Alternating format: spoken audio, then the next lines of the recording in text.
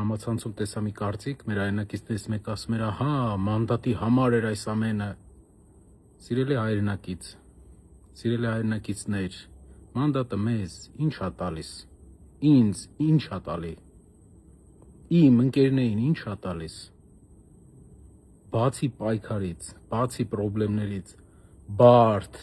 ամենամեծ ճնշումով պրոբլեմներից ինչ ա տալիս մանդատը, հետաքրքիր ա, ասեք մենք էլ իմանանք էլի, վիրավորական ա, շատ վիրավորական ա այս մոտեցումը, այսինքն մենք մի տարի բոլոր պրոցեսների մեջով անցնենք, այս ամբողջ խնդիրների մեջով անցնենք, ձեր մոտ այն վստահությունը չլինի, որ մտածված ենք էսի անում, այդ մանդատը նշանակությունը մենակ պրոբլեմ ա, մարդիկ թողում են իրենց գործը, գործարարությունը, բիզնեսը, շատ մարդիկ իրենց մասնակիցությունը գալիս են, որ գնան նստեն, ինչ ա տալիս մեզ, մյուս բանը, երբ մեզ ասում են, մի ճանաչեք լեգիտիմությունը,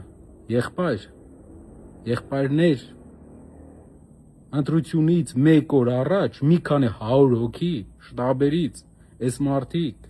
օտարերկրյա կառույցների ծափերի տակ, կալանավորեցին, ոչ մեկ ծպտուն չանեց, ինչ լեգիտիմության մասին է խոսքը, իրենց կարտ բլանշ ա տված, որ իրենք Հայաստանը սարքեն աշխարհաքաղաքական, եւս մի հակառակորդ երկիր մեծ երկրներին, եւս մեկ Ուկրաինա, դրա համար իրանք աչք են փակելու Հայաստանում լեգիտիմության հարցերի շուրջ, մենք էդի լավ գիտենք, մյուս հարցը, որ մեզ տալիս են, վայելեք մանդատները, սիրելի հայրենակից, այդտեղ վայելելու բան չկա, դա ուղղակի տոմս ա դեպի կալանավայր, բայց պրինցիպիալ մի հարց, վաղը Հայաստանի փողոցում հարյուրավոր մարդիկ են, հարյուրավոր մարդիկ, ով ա սխմելու կնոպկեն, որ էսի գնա,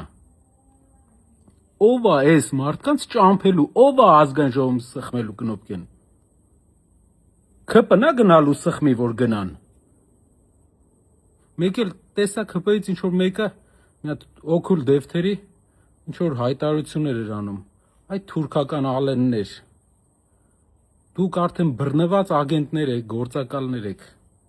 դու քո տեղը սպասի, թուրքական ալեն, մենք կգանք խոսանք,